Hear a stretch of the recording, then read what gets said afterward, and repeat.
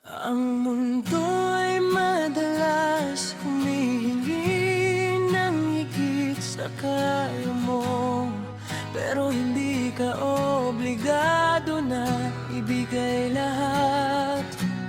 Pahintulutan mo ang sarili mong magpahinga, maghilom at muling buuin ang mga parte mong napagod sa pakikipaglaban.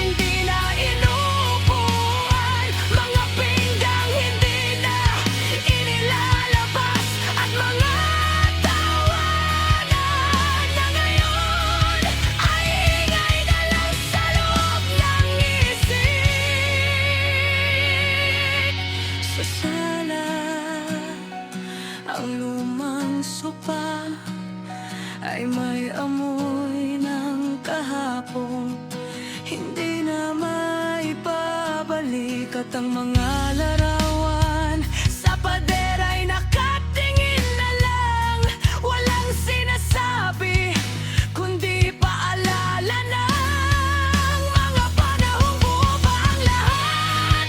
At sa bawat pag-ikot ng araw, ramdam ko ang kawalan. Sa gitna ng mga bagay na dati puno ng buhay, nang lumawak ang mundo ni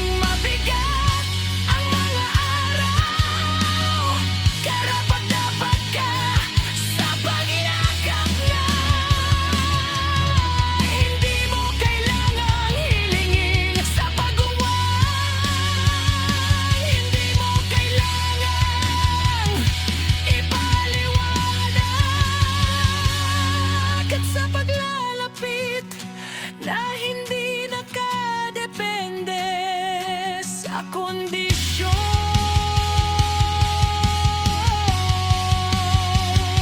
Karapat-dapat ka sa pagmamahal na hindi natatakot sa lalim, hindi sumusukat ng oras at hindi nagdadalawang isip na manatili, sapagkat ang puso mo ay tahanang dapat inaalagaan, hindi isinasantabi. Sinampal ako ng realidad na hindi porket maayos at tama ang pagtrato niya sa'yo, wala na siyang tinatago, mga lihim na hindi niya inaamin, mga lihim na baka raw masaktan ako, mga lihim na sa iba ko pa nalaman.